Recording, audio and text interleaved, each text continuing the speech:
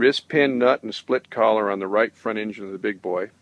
Wrist pin, very heavy component designed to withstand the tremendous thrust developed in the cylinder.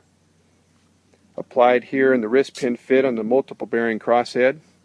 And here on this end we have the tapered fit, which accommodates the piston rod, applied with the cross key through this location here.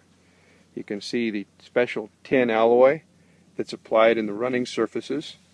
This is machined to run in the guide surfaces on the locomotive. And this entire assembly manages the thrust correctly, so it's applied directly through the main rod into the crank pin. A lot of wear on this component. If you can imagine the movement that this makes and the speed at which it travels, it's really humbling when you consider the size of these massive components. It'll be reapplied on the locomotive, and when we operate it back to Cheyenne, when it's towed in special train service, these components will be functioning.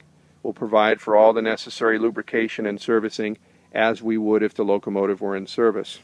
The only components that will not be moved are the piston rod and the piston and some of the valve gear components that have been removed because of the nature of the bearing design.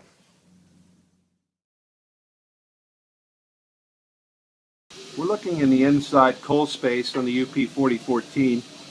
You can see the components that we've already removed from the locomotives, the combination lever and the radius rods, along with the pistons and the piston valves. We've got some other material stored here temporarily, the eccentric rods.